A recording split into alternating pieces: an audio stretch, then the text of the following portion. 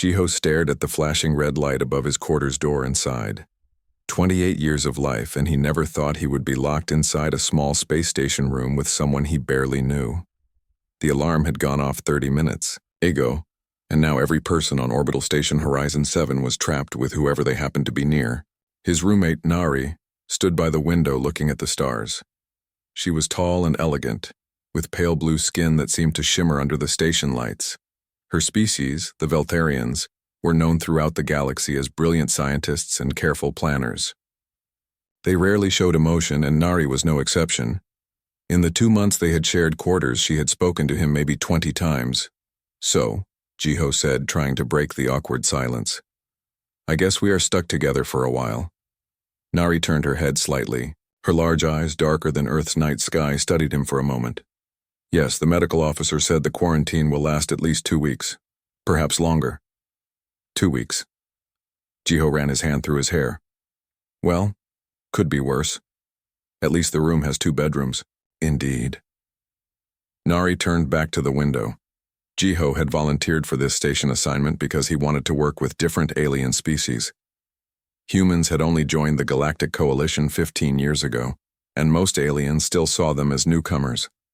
Young, inexperienced. Jiho wanted to prove that humans belonged here, but living with Nari was harder than he expected. She was so formal, so distant. Every conversation felt like a business meeting. He walked to the small kitchen area and opened the food storage. "Are you hungry? I can make something." "Veltharians eat once per day," Nari replied without turning. "I consumed my meal this morning." "Right, forgot about that." Jiho grabbed a nutrition pack and heated it. The food on space stations was never great, but at least it kept him alive. He sat at the small table and ate while watching Nari's reflection in the window. She had not moved at all. Did Veltharians ever relax? After finishing his meal, Jiho decided to try again. "You know, if we are going to be locked in here together, we might as well talk. What do you do for fun?" Nari was quiet for so long that Jiho thought she might not answer. Then she spoke, her voice soft. "Fun is not a concept my people value highly. We study. We work. We improve ourselves." "That sounds exhausting." "It is our way." Jiho leaned back in his chair. "Well, my way is to watch movies, play games, and eat food that is probably bad for me. Want to try a human movie? I have got a great collection." "I do not think—" "Come on," Jiho interrupted gently. 2 weeks is a long time to spend in silence. Nari finally turned away from the window. She looked at him with those deep, dark eyes. For the first time, Jiho thought he saw something there. Curiosity, maybe. Or loneliness. "Very well," she said. "1 movie." That first movie turned into 3. Nari did not laugh at the funny parts, but Jiho noticed she leaned forward during the exciting scenes. When the movie ended, she asked questions about Earth culture, about human emotions, about why the characters made certain choices. Jiho answered, as best he could, surprised by how interested she seemed. The days blurred together. Jiho established a routine. He worked on his engineering projects in the morning while Nari did her research. In the afternoon, they took turns using the small exercise area. Evenings became their time to talk. Slowly, carefully, Nari began to open up. She told him about her home planet, Veltar, with its 3 moons and cities made of crystal that sang in the wind. She described her family, strict and demanding, who expected perfection from every child. She explained how her people believed emotions were weaknesses that needed to be controlled. "That sounds hard," Jiho said one evening. They were sitting at the table sharing a meal. Nari had started eating with him, adjusting her schedule to be more social. "It is simply how things are," Nari replied. "Veltharians have survived for thousands of years because of our discipline. But do you ever just want to scream or laugh or cry?" Nari's fingers tightened around her cup. "Sometimes, but that would be inappropriate." Jiho shook his head. "You know what I think? I think every species in the galaxy could use a little more inappropriate behavior. Life is too short to be perfect all the time." "Humans are very strange," Nari said, But there was something in her voice. Not quite a smile, but close. By the end of the first week, they had settled into an uncomfortable pattern. Jiho taught Nari how to play card games, and she taught him basic Veltharian meditation techniques. They cooked together, mixing human and Veltharian recipes with mixed results. Some meals were delicious. Others went straight into the recycler. Jiho found himself enjoying Nari's company. She was smart and thoughtful, and when she let her guard down, she had a dry sense of humor that made him laugh. He learned that she loved music, especially the complex harmonies of Veltharian crystal singers.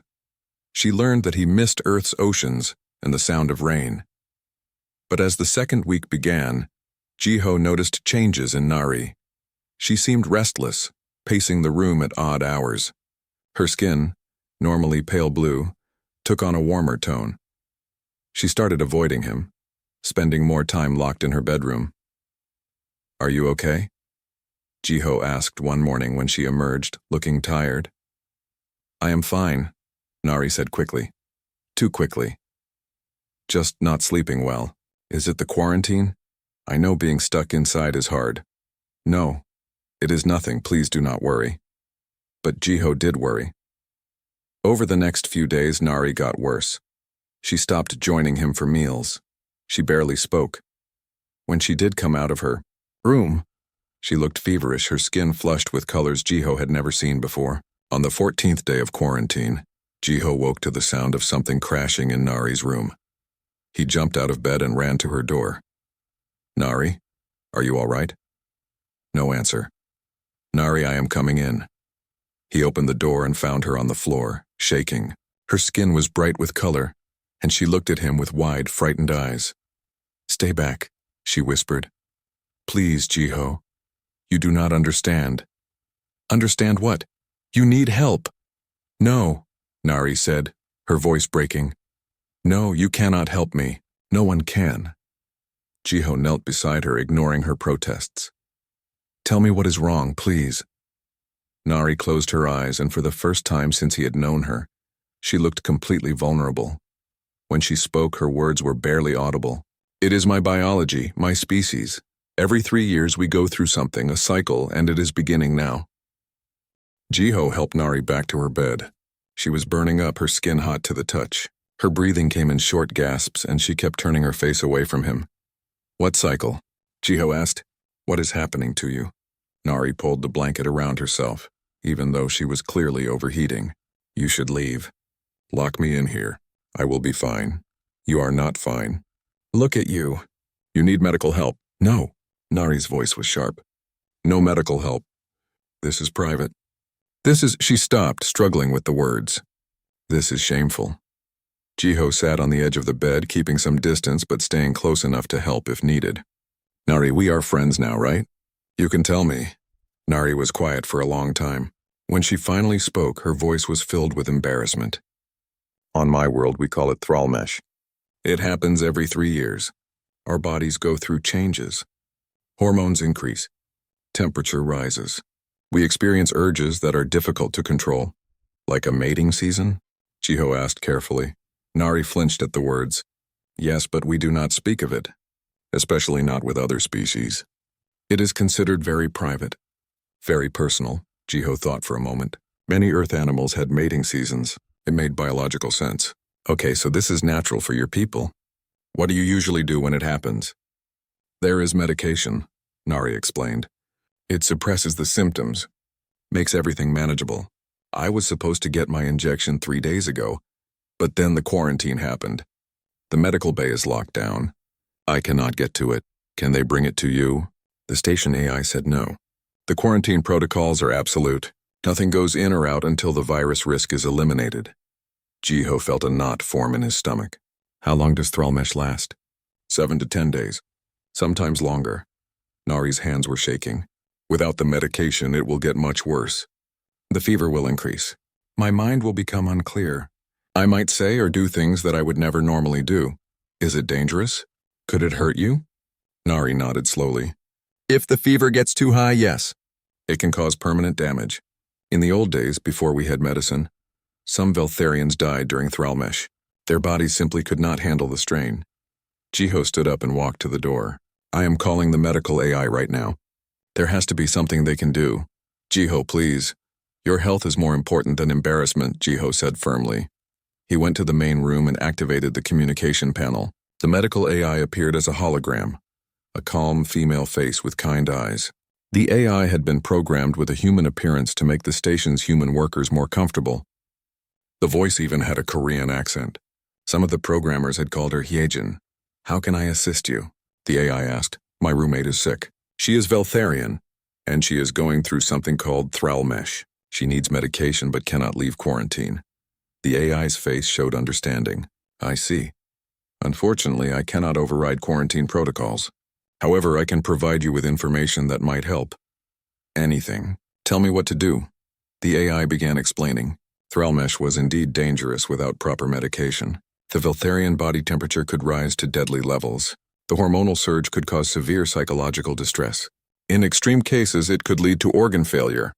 But, the AI continued, there are ways to manage the symptoms without medication. Temperature regulation is crucial. Keep the room cool. Provide plenty of water. There are also certain relaxation techniques that can help reduce stress hormones. Jiho listened carefully, taking notes. What about contact with other species? Is that safe? There is no risk of disease transmission if that is your concern, the AI said. However, Veltharians in Thrallmesh can become very sensitive to physical proximity. Some find it comforting. Others find it overwhelming.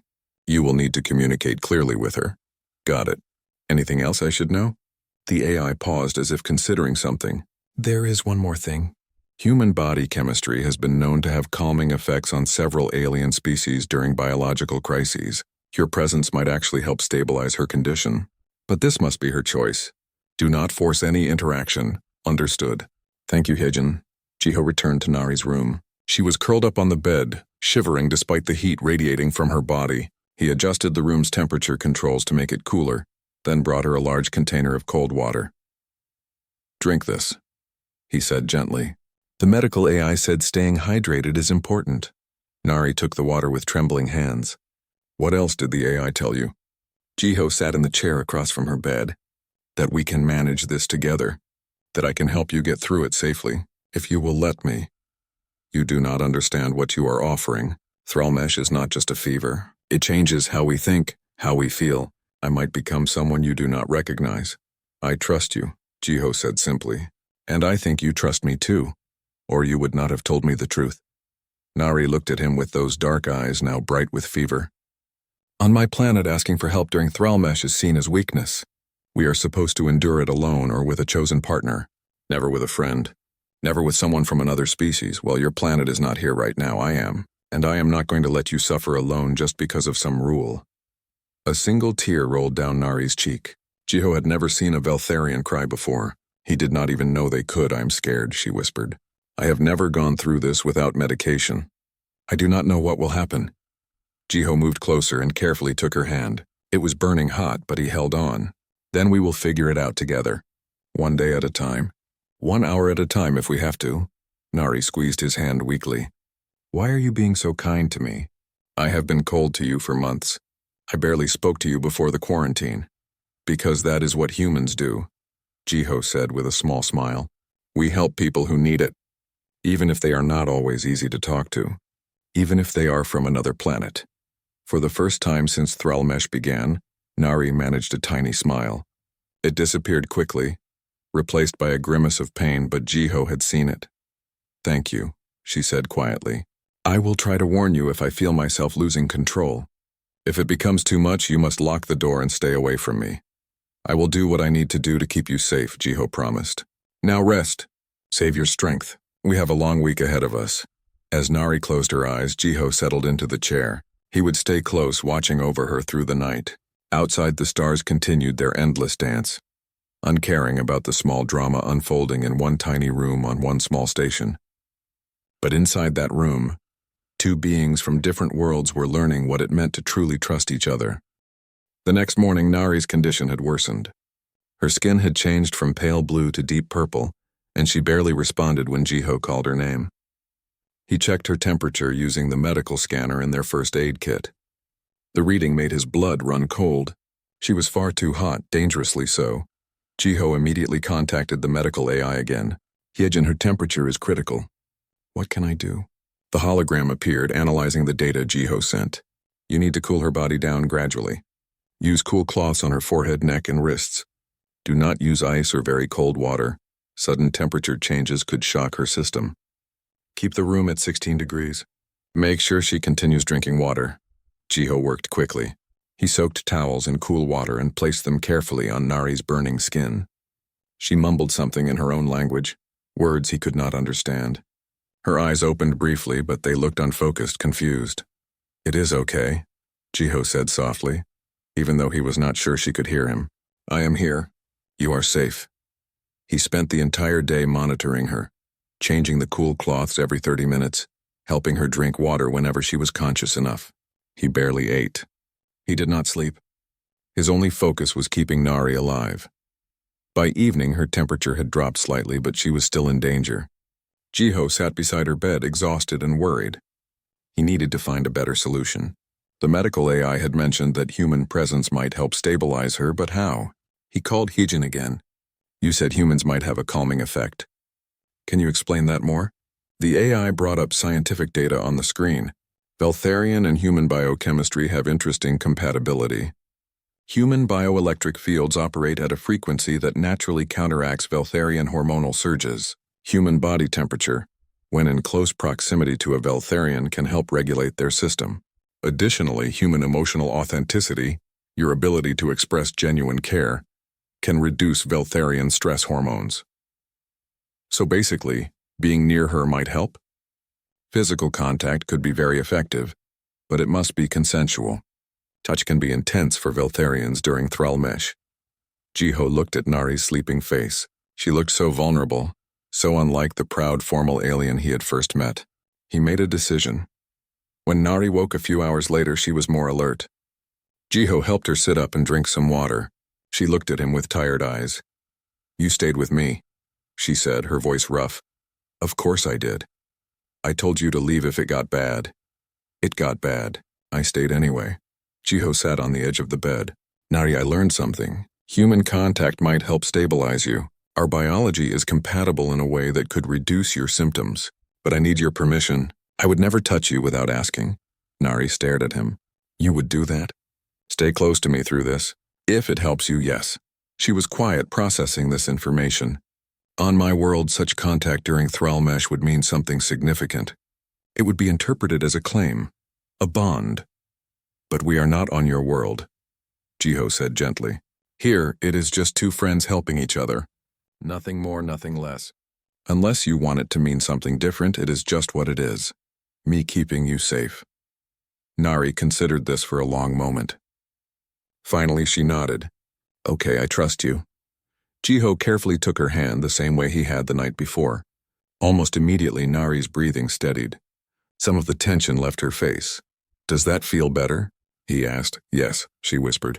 It is strange. Your touch is cool and calm. It quiets the fire inside me. Over the next 2 days, Jiho stayed close to Nari. When her fever spiked, he held her hand or sat beside her with his arm around her shoulders. When she became restless and agitated, he talked to her in a steady, calm voice, telling her stories about Earth, about his childhood, about funny things that had happened on the station. He discovered that human heartbeat had a soothing effect on her. When she was at her worst, he would let her rest her head against his chest, listening to his heart's steady rhythm. Slowly, gradually, it would calm her down. Jiho also got creative with the station's resources. He remembered Nari mentioning that Veltharians were sensitive to their 3-moon cycles. He accessed the environmental controls and programmed the room's lighting to mimic those moon phases. Blue light for the first moon, silver for the second, pale gold for the third. The light cycled slowly, creating a familiar pattern for Nari. It helped. She told him that the lights made her feel less alone, less disconnected from home. You are very resourceful, she said during one of her clearer moments. Is this what humans do? Adapt and improvise? Pretty much, Jiho replied with a tired smile. We might not have the best technology or the longest history, but we are good at making things work with what we have. I am beginning to understand why the galaxy was wrong about your species. Nari said quietly. We thought humans were simple, unrefined, but you are not simple. You are flexible. You find solutions where we would only see problems. Jiho felt warmth spread through his chest at her words. Thanks. That means a lot coming from someone as smart as you. As the days passed, Jiho learned more about Veltharian culture. Nari, in her fever-induced openness, told him things she would never have shared before. She spoke about the pressure to be perfect, the fear of showing weakness, the loneliness of always maintaining control. We are taught that emotions are dangerous, she explained one evening, that they lead to chaos and poor decisions. But watching you, being helped by you, I think maybe we are wrong. Your emotions make you kind. They make you care about a stranger from another world. You are not a stranger anymore, Jiho said. You are my friend. Nari looked at him with something like wonder in her eyes. I have never had a friend before. Not a real one. Veltharians do not do friendship the way you mean it. Well, now you do. And friends stick together even when things get difficult. On the 5th day of Thralmesh, Nari's condition reached a critical point. Her temperature spiked higher than ever before. She became delirious, speaking in a mix of her language and broken English. Jiho held her, using his own body heat to try to regulate hers, talking to her constantly, refusing to let her slip away. Stay with me, Nari, he said firmly. You are stronger than this. You are going to get through it. The medical AI contacted him. Jiho, her vitals are approaching dangerous levels. You need to maintain continuous physical contact. Your bioelectric field is the only thing keeping her stable right now. Understood, Jiho said, adjusting his position so he could hold Nari more securely. I am not letting go, and he did not. Through the long night, through Nari's fever dreams and moments of panic, Jiho stayed with her. He was exhausted, running on nothing but determination and worry, but he did not leave her side. As dawn broke, artificial dawn since there was no real sun in space, Nari's fever finally began to drop. She opened her eyes, truly clear and focused for the first time in days. Jiho, she whispered. I am here, he replied, his voice hoarse from exhaustion. You made it. The worst is over. Nari looked at him, at this human who had stayed with her through everything, who had ignored his own needs to take care of hers. A tear rolled down her cheek. Thank you, she said. You saved my life. The next 2 days were gentler. Nari's fever had broken, and though she was still going through Thralmesh, the worst of the crisis had passed. She could think clearly again, talk normally, even eat small amounts of food, but she stayed close to Jiho, as if afraid that distance might bring back the fever. Jiho did not mind. He had grown used to her presence, to the quiet way she watched him move around the room, to the small sounds she made when she was thinking. They had crossed some invisible line during those terrible days, moving from awkward roommates to something deeper. Tell me about Earth, Nari said one afternoon. They were sitting on the couch together, her shoulder touching his. She had discovered that the physical contact still helped keep her system stable, and Jiho was happy to provide it. What do you want to know? Everything. Your oceans. Your cities. What it feels like to stand on a planet that is truly alive. Jiho smiled and began describing Earth. He told her about standing on a beach with waves crashing at his feet, about the smell of rain on hot pavement, about forests so thick you could barely see the sky. He talked about his family, his childhood, the feeling of wind on his face. Nari listened like someone hearing music for the first time. My planet is beautiful, but it is not alive like yours. Velthar is cold, orderly. Everything has its place. Our crystal cities are magnificent, but they do not breathe. They do not change. Would you like Earth? Jiho asked. I think it would terrify me, Nari admitted. All that chaos, all that constant change. But yes, I think I would like it. I think it would teach me things my own world never could. They fell into comfortable silence. Then Nari spoke again, her voice soft and uncertain. Jiho, I need to tell you something about what you did for me, what you are still doing. In my culture, this level of intimate contact during Thralmesh is reserved for bonded partners. No one else would ever do this. No one else would be allowed. I know, Jiho said. The medical AI explained some of that to me. Did it also explain that this kind of care creates a biological bond? That my body is now attuned to yours, that I will carry your bioelectric signature with me? Jiho turned to look at her. No, it did not mention that part. Is that bad? Nari shook her head. Not bad. Just permanent. Part of you will always be with me now. When I return to my planet, when I go through Thrallmesh again in 3 years, my body will remember you. It will seek that same calming presence. So I kind of accidentally became important to your biology? A small smile crossed Nari's face. Yes, very important. You are in a sense bound to me now, but please do not feel obligated. I know this was about saving my life, not about creating a connection. Jiho thought about this carefully. What if I do not mind being connected to you? What if these past weeks, despite everything being difficult and scary, have been some of the best of my life? Nari's eyes widened. You cannot mean that. Why not? Before the quarantine, I was lonely. I worked with aliens every day, but I did not really know any of them. You were the first person who let me see past the surface. Yes, it took a medical crisis to make it happen, but I am not sorry it did. Humans are very strange, Nari said, but her voice was warm. You keep saying that. Because it keeps being true. You face a biological crisis from an alien species, something that should frighten you, and instead you treat it as an opportunity to deepen friendship. You risk your own well-being to help someone you barely knew. This is not logical, Jiho laughed. Maybe not. But it is very human. We do not always make sense. We just do what feels right. Nari rested her head on his shoulder. I think that is what my people have lost. We are so focused on logic, on control, that we have forgotten how to simply be kind, how to act from the heart instead of the mind. Is that why Thrallmesh is so stigmatized on your world? Because it represents loss of control? Yes, Nari said quietly. It is the one time we cannot maintain our perfect composure. The one time our bodies override our minds. It reminds us that we are animals, not machines. And we hate that reminder. But that is the best part, Jiho said. Being alive means being messy sometimes. It means needing help. It means connecting with others. Nari was silent for a while. Then she said something that surprised him. I think you have taught me more about being Veltharian than any of my own teachers. They taught me to suppress. You taught me to accept. Over the next day, as Nari's Thrallmesh entered its final phase, they talked more than they had in all their previous time together. Nari spoke about her family, strict and cold, who had never approved of her curiosity about other species. She told him about her work, studying alien biochemistry, which was considered a lesser field on Velthar because it required interaction with inferior species. They will be furious when they learn what happened, she said. That I went through Thrallmesh with a human present. They will say I have dishonored our family. Will you tell them? Jiho asked. Nari looked at him with determination in her eyes. Yes, because I am not ashamed. You saved my life. More than that, you showed me that everything I was taught about weakness was wrong. Accepting help is not weakness. Showing emotion is not weakness. Being vulnerable is not weakness.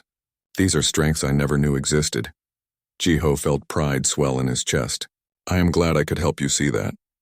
It is more than that, Nari continued. This experience has shown me that my people are wrong about humans. About so many things.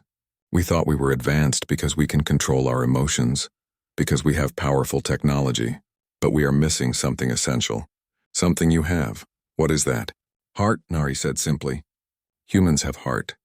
You care about things that do not benefit you. You help people who cannot help you back. You find joy in simple things. These are not signs of a primitive species. They are signs of a wise one. Jiho felt his throat tighten with emotion. Coming from Nari, from someone who represented a species that had looked down on humans, these words meant everything. That evening, as they prepared for bed, Nari hesitated at her bedroom door. Would you stay with me tonight? Not because I need help, but because I do not want to be alone. Of course, Jiho said. They lay on opposite sides of Nari's bed, not touching but close enough to feel each other's warmth. In the soft glow of the artificial moonlight Jiho had programmed, Nari spoke into the darkness. In Veltharian culture, we have a concept called kesheri. It means a bond between souls that transcends physical or romantic connection. It is rare, considered almost mythical. Most Veltharians never experience it. She paused. I think we have keshari, you and I. Jiho turned his head to look at her. What does that mean? It means that no matter where we go or what happens, we are connected. It means I would cross the galaxy to help you if you needed me, just as you crossed cultural boundaries to help me. It means you are family to me now, in a way that goes beyond species or biology. Jiho reached out and took her hand. Then I guess I have a Veltharian sister now. Nari squeezed his hand gently. And I have a human brother. My family will be horrified. They both laughed, and the sound filled the room with warmth. Outside, the station continued its endless orbit. Inside, two beings from different worlds had found something precious. True understanding, true friendship, true connection that had nothing to do with what species they were born into, and everything to do with who they chose to be. On the 28th day of quarantine, the station-wide alarm finally went silent. The red lights above every door turned green. The Xenopox 9 outbreak was officially over, and everyone was free to leave their quarters. Jiho stood by their door, watching it unlock. He could walk out now, return to his normal life, see other people. But he found himself hesitating. The past 4 weeks had been the most challenging of his life, but also the most meaningful. This small room had become a world unto itself, and he was not ready to leave it. "Are you not going to go?" Nari asked from behind him. She was fully recovered now, her skin back to its normal pale blue, her movements graceful and controlled. But there was something different about her. She smiled more. She stood closer. She was still Veltharian, but she was also herself in a way she had not been before. "I will in a minute," Jiho said. "I am just thinking." "About what?" "About how strange it is. 4 weeks ago we barely spoke. Now I cannot imagine not having you in my life." Nari came to stand beside him. "I have been thinking the same thing. I have a proposition for you." "Oh?" "Do not look for a new roommate. Stay here. With me." She paused, then added quickly, "Only if you want to. I know you might prefer your own space after being trapped here." Jiho turned to her with a wide smile. "I would like nothing more than to stay your roommate. Though maybe we should put roommates who actually like each other on the door." Nari laughed, a sound that still surprised Jiho every time he heard it. "Deal." They spent the day exploring the station, enjoying the freedom to move around. Jiho met his friend Suji, another engineer from Earth, at the station's common area. Suji took one look at him and whistled. "You look different," Suji said. "What happened in quarantine?" Jiho glanced at Nari, who was examining some Veltharian equipment across the room. "Long story, but let us just say I learned a lot about alien biology." "I am going to need details," Suji insisted. "Later," Jiho promised. "Right now I have something important to do." He found Nari in the medical bay, talking to the station's head doctor. When she saw Jiho approach, she waved him over. "I am submitting a medical report," she explained, "about what happened during my Thrall mesh, about how human bioelectric fields can stabilize Veltharian hormonal crises." The doctor, a being from a species called Karathi, looked fascinated. "This is remarkable. If your findings are correct, this could change how we approach Veltharian medical emergencies throughout the galaxy." "They are correct," Nari said firmly. "Jiho saved my life using nothing but human presence and improvisation. This needs to be documented and studied." Over the next few weeks, Nari's report generated significant attention.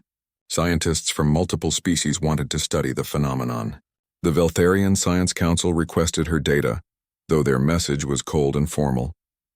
Nari's family sent a terse communication expressing their disappointment in her for publicizing something so private. Nari read their message and deleted it without responding. "They will understand eventually," she told Jiho, "or they will not. Either way, I am done living my life according to their rules." The report reached beyond just scientific circles. News spread across the station and eventually throughout the coalition network. Humans, the species that many aliens still considered primitive, had a unique ability to help during biological crises that affected other species. It was not about technology or superior intellect. It was about something more fundamental. Minho, the station commander, called Jiho to his office. "I have been hearing interesting things about you," he said. "About how you handled the quarantine situation?" Jiho shrugged. "I just did what anyone would do." "That is where you are wrong," Minho replied. "Most beings would have panicked or demanded to be separated. You stayed. You helped. You adapted. That is very human of you. Is that a good thing?" "It is an excellent thing. The coalition is starting to realize that humans bring something valuable to the table. Not advanced weapons or faster ships, but the ability to connect with other species in ways no one else can." "You proved that." Jiho felt a mix of pride and embarrassment. "I was just taking care of my friend." "Exactly," Minho said with a knowing smile. "Just taking care of a friend. That simple human trait might be our greatest strength." A few months later, Jiho and Nari were invited to present at the Galactic Medical Conference, a prestigious event attended by the top scientists and doctors from hundreds of worlds. Nari had been nervous for weeks leading up to it. What if they laugh at me? She asked the night before their presentation. What if they say I am foolish for relying on a human? Then they are the foolish ones, Jiho said. You are about to change how your entire species thinks about Thrall-Mesh. That is brave, not foolish. The conference hall was enormous, filled with beings of every shape and size imaginable. When it was their turn to present, Jiho and Nari walked onto the stage together. Nari stood at the podium, and for a moment she looked terrified. Then she glanced at Jiho standing beside her, and her expression steadied. My name is Nari, she began. I am Veltharian, and I want to talk about something my people have hidden for too long. I want to talk about Thrall-Mesh. The Veltharians in the audience shifted uncomfortably. Some looked angry. But Nari continued, her voice growing stronger with each word. She explained the biology of Thrall-Mesh, the dangers of the hormonal surge, the way Veltharian culture had turned a natural process into something shameful. Then she talked about what happened during the quarantine, about Jiho, about how a human with no special training and no advanced equipment had saved her life. Humans have something we have overlooked, Nari said. They have the ability to be present with others in their most vulnerable moments. They do not see vulnerability as weakness. They see it as an opportunity for connection. This saved my life, but more than that, it changed how I understand what it means to be alive. She presented the data showing how human bioelectric fields had stabilized her condition, how human body temperature and heartbeat rhythms had regulated her system. The scientists in the audience leaned forward, fascinated. Then Nari did something unprecedented. She spoke directly to the other Veltharians in the room. We have been wrong, she said. We have been wrong to hide Thrall-Mesh. We have been wrong to treat it as shameful.